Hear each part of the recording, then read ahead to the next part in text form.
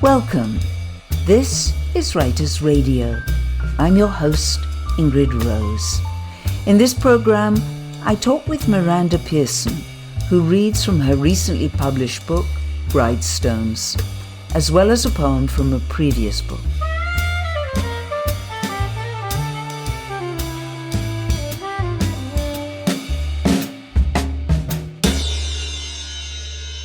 Miranda talked with me from her country home in Surrey, England, just outside of London. She also makes her home here on the West Coast in Vancouver, BC, Canada. Bridestones is her 6th poetry book.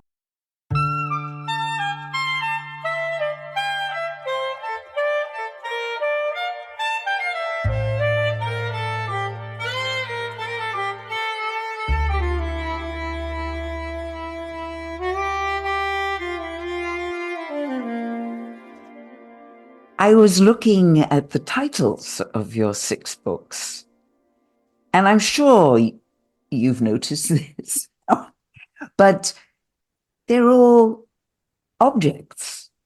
So I just want to list them. So we have Prime, which was your first. Yes. The Aviary, Harbour, The Fire Extinguisher, Rail, Bridestones. Yes. You know, Ingrid, I hadn't noticed that they're all objects. Yes. And I mean, I think that speaks to the work, actually, that it is, a lot of it is about things, sort of almost like still lives. It's, I'm interested in objects and places and perhaps more than ideas. And yet my experience of hearing you read as well as reading your work is there are ideas in there, but there's space for the reader to think rather than maybe ideas being proposed to them. They're very physical. They come through atmosphere. They come through emotion. Yes, and I'm very interested in visual art, and I come from that background. I went to art school, 100 years ago in London, and it's a parallel passion along with poetry.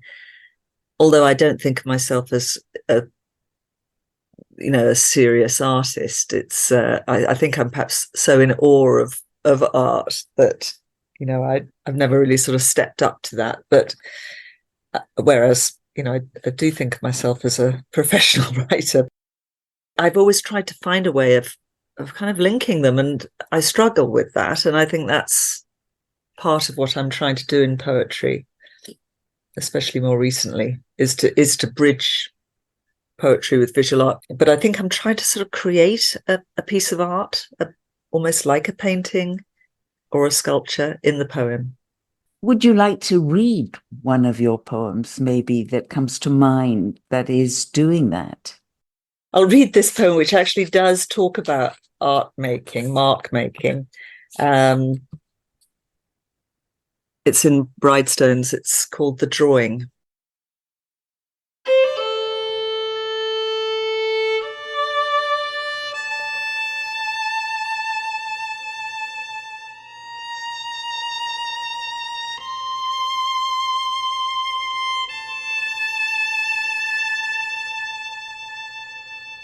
"3 days before she died, I drew her as she slept, head tilted back, white nightie falling off her shoulders, become so thin. Her never small nose was at its most stately, all her ancestors lined up there in her profile. Yes, the sketch was made without consent, but it was the quiet, the cool light in the room, making an etching of the tangled shrouds, her sleeping head in its last hours, that made me want to draw them out."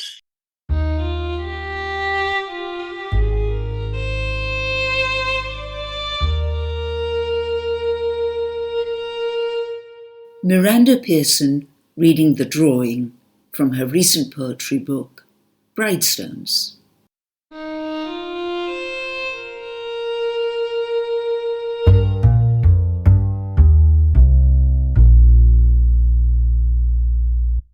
So in a way, that poem is a drawing, if that makes sense. Oh, you see it.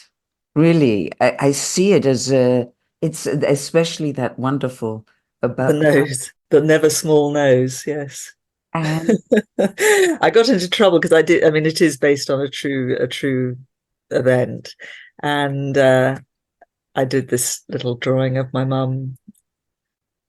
I showed it to my sister, who was, who had a medical background. And she said, oh, you shouldn't have done that without consent.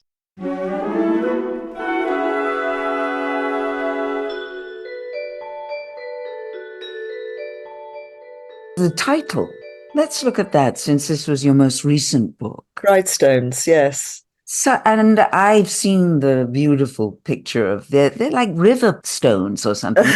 I was happy with it. It's funny because I've always collected stones. I mean, like many people do, and you're walking along a beach and you pick out a lovely stone, or and I've always felt that they were quite sacred, and I've kept them around the house, and even moved house, and there you're dragging the bag of stones with you. Sometimes you have to let them go. The title is after a particular poem that's in the book, and I felt that it had resonance of gravestones and brides. I did actually. I don't know if you know, but I got married last year, which was the first time in my life. So there's a little bit about, a little touch of that as well, although there isn't very much about that in the book. So the title poem, Bridestones, it's a group of ancient limestone grit, natural stones. So they're not sarsen stones. They're not like Stonehenge or anything, but they're natural. But they're really extraordinary. If you ever are walking in West Yorkshire, do go and see them. They're really extensive and very large. And they're near Todmorran, which is where Ted Hughes lived, and he wrote a poem called Bridestones. And so when I was visiting this place, my friend said, there's a poem called Bridestones. Of course, I looked at it and decided to write something which was kind of a response to his poem, or a sort of woman's reply, or a woman's perspective. I'd gone to this place. It's about the stones, it's about the place, but it's also very much about the experience of going there with this particular woman who was someone who I'd been very close to. Sort of, we'd had a love relationship when we were really young, 19 or 20, at art school, actually, aforementioned art school. And then we'd lost touch. And then 45 years later or so, we'd got back in touch, and we'd found that we still could be friends and could, have this close relationship. So, which was a wonderful gift, after all those years, to still find that there was, still love between us. And so I felt that the stones kind of reflected, the timelessness of love.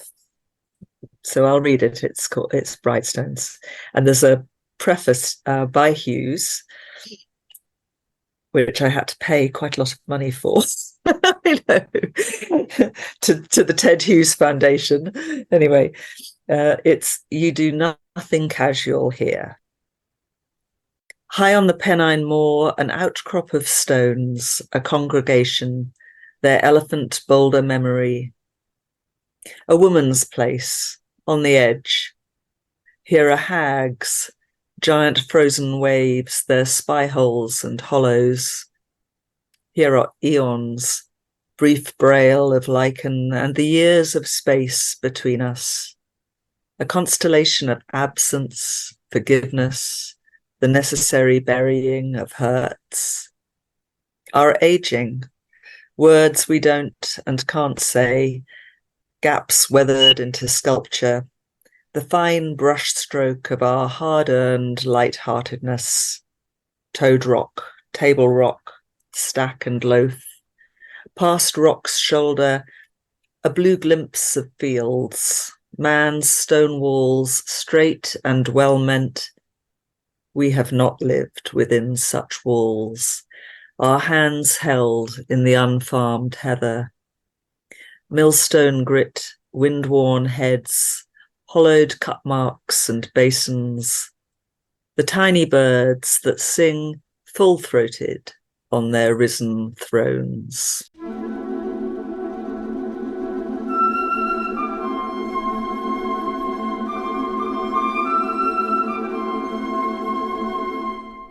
You've just heard Miranda Pearson reading the title poem Bridestones from her recently published poetry collection.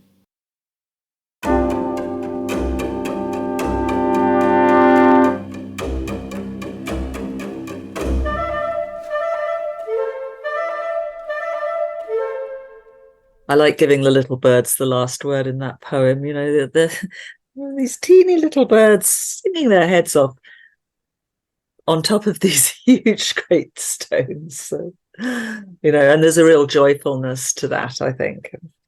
Yeah. And also, I notice, well, of course, the feminist lens, but which I think is the one thing that I would say has run through all my work. Yes, and it seems to me, I mean, the different tasks that women perform, that it's seen both in their strength and their vulnerability. Yes. Yes, lots of, and the unsaid, you know, and the gaps, the absences, which of course we had all those years of absence from each other. And of course, that's so often the most interesting part of poetry is the pause and the gaps. Yes, yes. I've noticed people mention how they enjoy the space in your poems. Okay, yes.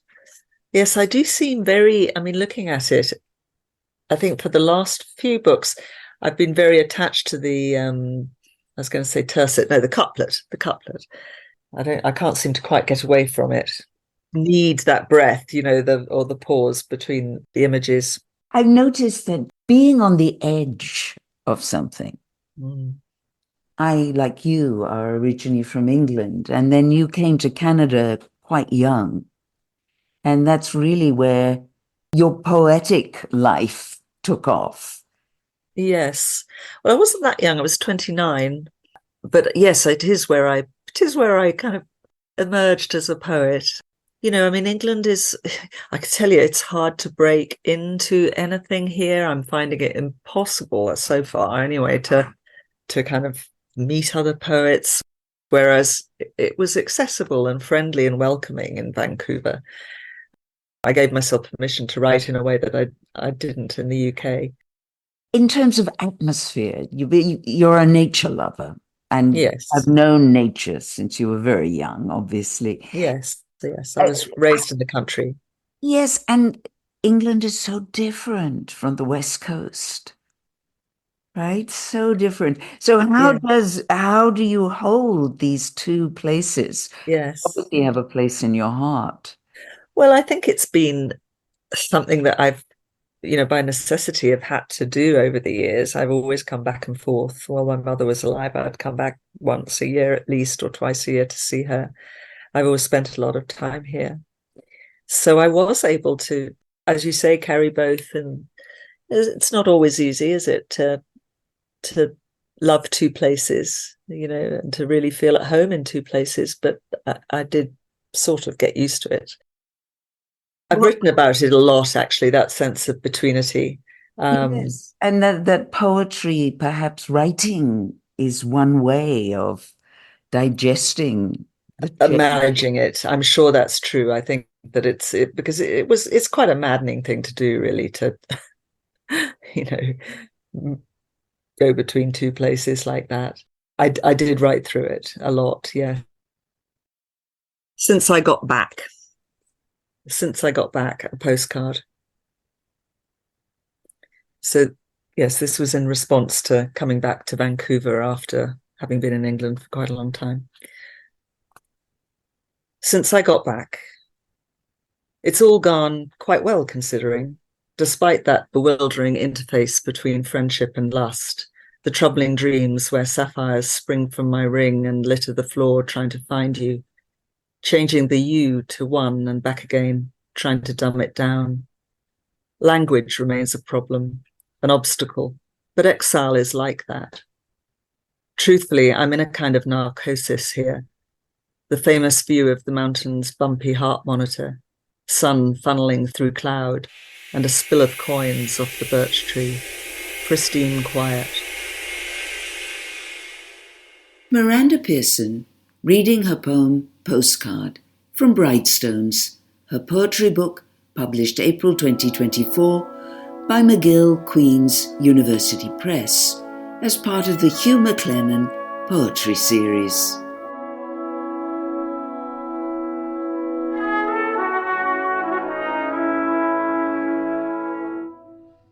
And this one about being in a plane, I've written a lot actually about views from planes. This is called Landing. Flying low, pressing through the calm, wounded air, we follow the big branch of river, jagged, blue, licks of shadow, swathe of road and light. The river is a crack in pavement, a track laid down to separate this bruised, unfamiliar land, the wrinkled mudflats crusted with salt and tide, shoved, folded land, squeezed and elbowed, the struggle for breath. It is also memory, melancholy for the Welsh hills, their abandoned mines, the bright lit years of childhood that go on, seismic, unfolding and unfolding. The river is both its own strong spine and a scar badly stitched. I can only speak of its shape, though sometimes it floats, rises up into the haze like a water snake, and we become everything, air, sea, until slamland, a cringing cheek, the rough hand of a rival.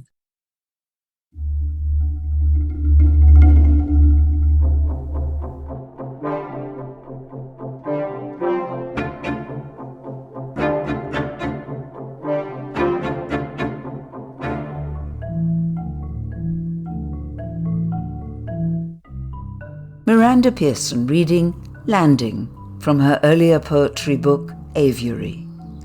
We're talking about how she navigates living in both England and Canada.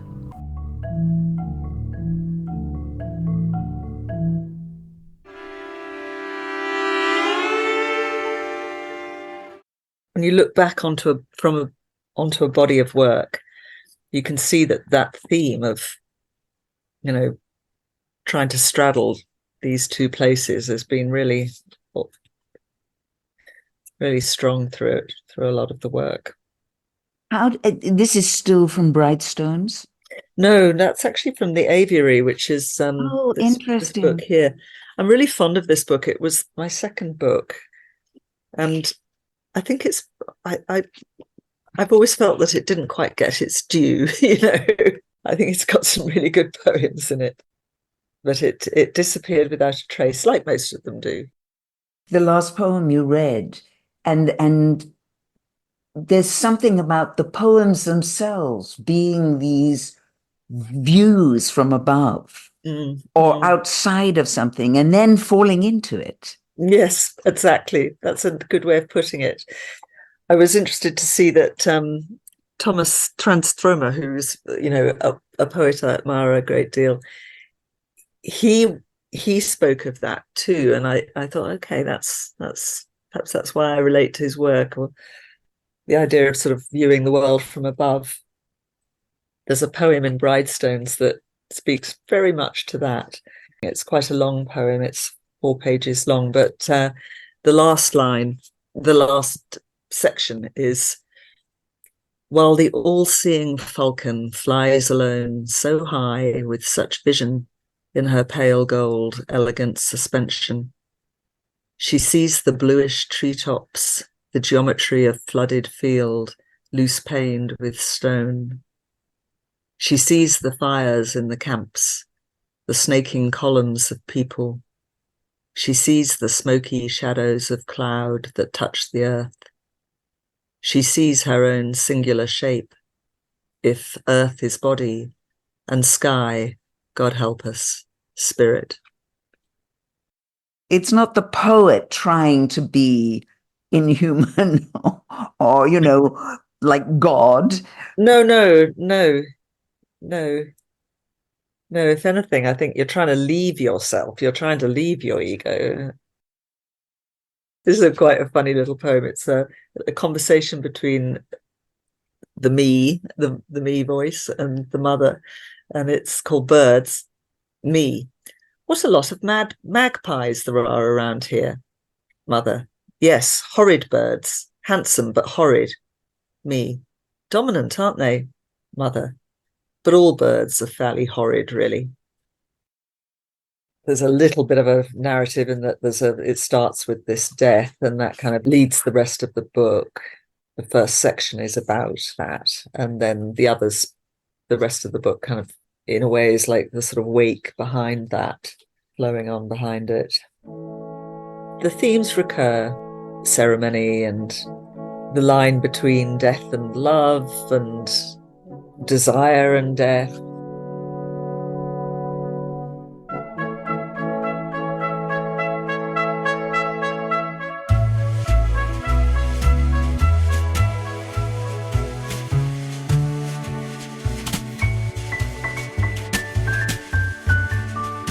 You've been listening to Bridestones, a writer's radio program featuring poet Miranda Pearson in conversation with me, Ingrid Rose.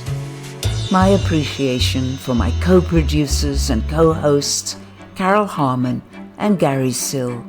We're very grateful for Gary's original music and his technical skills. And to you, our listeners, thanks for being there. You have been listening to Writers Radio, a non-commercial collaborative project which presents talented writers reading their own work. These stories, essays, and conversations revisit the long tradition of oral storytelling that connects us to the inspiration behind the words. Be sure to check the website, writersradio.ca, to subscribe to our free notifications list. It's also a way of letting the writers know you are there and appreciating their creative work.